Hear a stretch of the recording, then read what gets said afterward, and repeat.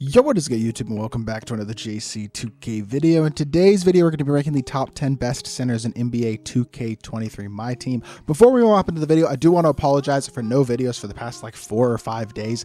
I was out of town. I do apologize for that. I'm back in town now, though. We're back to daily uploads. Would really appreciate it if y'all do subscribe to help me push towards the 11,000 subscriber mark on the channel again. Sorry about no uploads the last few days. We're right back at it, and we're going to be right back to those daily uploads. But without further ado, let's hop right into it, and let's start with number 10 on the center position. This is a weird one for me. I'm still torn about this card, but I think I'm going with Diamond Boban. Now, Boban has some flaws. First of all, he has a massive flaw right here, 25 speed and excel. It's the biggest flaw like you could pretty much have, I think. It is a gigantic flaw, but he is a obviously elite interior defender, and he can shoot open threes. Now, he is also 7'4", has a massive player build, can compete on the interior against a Yao, a Taco, guys like that. So he gives you a lot of value defensively because of his size, and offensively because of his size, because he can again be a masher and a complete mismatch on the rebounding, mashing, all that stuff against shorter bigs, and he can shoot an open three as well. His release is not great, but it is not horrific. It's not that good though. MJ dribble style doesn't matter because he's so slow. Wouldn't really waste time adding playmaking badges because he already has bailout and break starter. I guess you could add quick first step if you wanted to. I would add shooting badges, would be my main thing about him, as well as the interceptor badge would be the ones to add to this Boban card, I think, to make him as good as possible. He's a very weird card because of how slow he is, but I do think his size and his ability to shoot an open three makes him slightly more valuable than a guy like Mark Eaton, and that is why I put him at number 10. Number 9 is going to be Dino Raja. I think this card is amazing. I really think he just plays such good defense. His value defensively is so nice because he does have a 7'11" wingspan, which really does help make up for the fact that he's not super tall for a big at 6'11". Hotspots from both corners, 10 hops include bully, fast twitch, posterizer, clamp breaker, quick first step, anchor, and more. Very versatile defender. I think he's a really solid card. I like his release. He can hit open threes. His shooting badges are good. He's got good speed for a big. He's got great sigs. Francis size up and load behind the back being those premier ones. He's got front clutches. I like the release. I think he's a really good card, and I think the 7'11" wingspan really does put him over the top a bit for me, which is why he does still find himself in the top 10.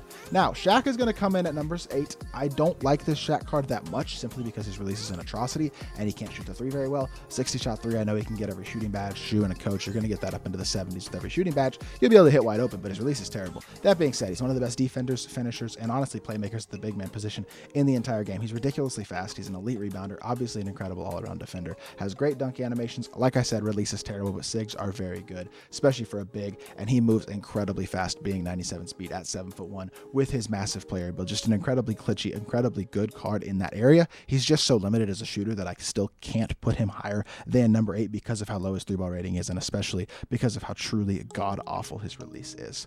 Number 7 is going to be Desanya. I think it's Desanya Drop. I don't know. I do not know how to pronounce his name. I should. He played on the Mavs. I should know how to pronounce his name, but I just don't know. Don't make fun of me in the comments. But 7 foot with a 7'4" wingspan, 12 hoffs. He has a cold zone in one corner for whatever reason, which is really weird. But he's got decent speed. He's a capable shooter. Can get shooting badges. Really good defender. Good dunker. Has great defensive badges and good slashing badges as well. Gold clamp breaker, quick first step. Needs ankle breaker. Needs bailout, break starter, limitless range, catch and shoot, and then one other badge, whichever you want to add to him as his last badge slot. Love his release. One of the best catch and shoot releases in the game. He's got normal leaner, decent enough sigs, quick drops. I think he's a beast. I just wish, honestly, that he came with a little bit more base badges in terms of shooting and stuff like that, and maybe a slightly higher base 3-ball rating, but 78 is more than enough, especially with the shoe and a coach and how good his release is. He will be totally fine in that area, and I think he's the best true super budget big in the game right now. Greg Oden's going to come in at number 6 for me. I'm such a big fan of this Oden card, even though his release is not the best. I think he's awesome. I think he plays bigger than he's listed at. He's only listed at 7 foot. He plays like he's 7'2". He's got 30 hoffs, incredible finishing and defensive badges, as well as playmaking. Get every shooting badge, incredible defender, very good speed for a big as well, especially with a player build like he does. Similar to Jop, his 3-ball rating isn't insane, but it's okay, and his release is not as good as Jop's, but he does his sigs, like, the card on paper isn't insane. He just plays really good. He's really athletic. He's a great defender, and he can shoot wide open and hit his open shots. Dwight on quick isn't terrible. It's smooth and easy to green. Just not the fastest release release in the world, but I just think he's an amazing card. Like, I really enjoy using this card. I think he dominates on the interior way more than you would expect out of a typical 7-footer. Really good player build. Just think he's a very, very good card. So he comes in at number 6 for me. Now, number 5 is where we take that next step at the center position. Plain and simple. David Robinson is definitely a little bit elevated over everybody else we've looked at so far. 7'1" with a 7'5" wingspan gives him elite size. Hotspots from everywhere. 30 hops, include a ton of finishing and especially defense. Got some shooting and playmaking in there as well. He's fast. He's an elite defender. He's an elite dunker. And he's a great shooter, which is something most of these cards have not been. Has a very nice release. Not the best release in the game, but definitely super smooth, pretty quick, very easy to green, very solid SIGs, quick drops off 1. Ton to like about David Robinson. Definitely a top 5 center in the game. And the top 5 centers in the game, honestly, are very, very stacked. Because at number 4, we have Dark Matter Kareem, who is absolutely elite as well. Kareem's only complaint is that his release is not that good. It's his own release on very quick. It's not that amazing, but he's stupid fast. He's an incredibly elite defender. He's a really great shooter. Really great slasher, but also a really capable shooter. Already comes with an 82 shot 3 and a bunch of gold badges base. You can upgrade any badge, get that 3 ball into the 90s with a shoe and a coach.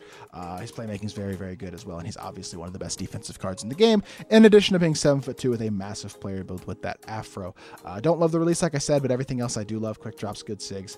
Basically, it isn't great, but his release is fine. It's good enough that he's a top 5 center. I just don't think he's top 3 because I don't love the release. Whereas a guy like Kristaps Porziņģis, who may not be quite as versatile as Kareem, especially as a playmaker, being 7'3" and having a great player build as well, and being an elite shooter with an improved release, just slightly edges out Kareem in my opinion. He's not going to be quite the defender or playmaker that Kareem is, but he's going to be a better shooter, a more consistent shooter, still has elite size, very, very good defender, still very athletic, just not quite as good in those areas as Kareem is, but I think him having a better release and better shooting ability slightly makes up for it, considering the fact that he still does have such elite size. SIGs aren't incredible, but they're not bad. He's got quick drops. He's a monster, 7'3" big, just an absolutely elite card. But at number 2, we got Dikembe Mutombo. I think the Mutombo card is awesome. I really enjoy using him. I'm considering locking him out on my account still. 7'2" with a 7'6" wingspan gives him that elite size. He's got an amazing player build. No 3-point hotspots, but that's okay. He's got a high enough 3-ball with a shoe, coach, and badges. He's going to be absolutely cash money, especially since his release is really smooth and really good. Incredible finisher, obviously an absolutely unbelievable defender, and he's a great playmaker as well. What's not to like? SIGs aren't incredible, but Lillard behind the back is really good. Kobe escape is fine. Tatum size up is fine. Dunk animations aren't crazy, but I really like his release a lot, and he's got normal leaner. I think he's got one of the better releases among big men in the game as well, which is very, very crucial considering how good of a defender he is and how good of his size he also has. But because he's that elite level shooter as well, I think he definitely is number two for me. But at number 1, and this will continue to not change, I think for the foreseeable future, maybe until we get another Yao or Taco, or they drop like a George Marsan or Manute Bol or Sean Bradley or something like that. But they dropped this card way too early. He's still the best center in the game simply because he's 7'6". I know his stats aren't insane. I know his badges aren't insane. I don't care. He's the best center in the game. He's still borderline unstoppable on the interior. A massive mismatch if you don't have somebody at least 7'3" guarding him. Even a guy like Kareem or Dikembe are going to struggle. KP's going to struggle.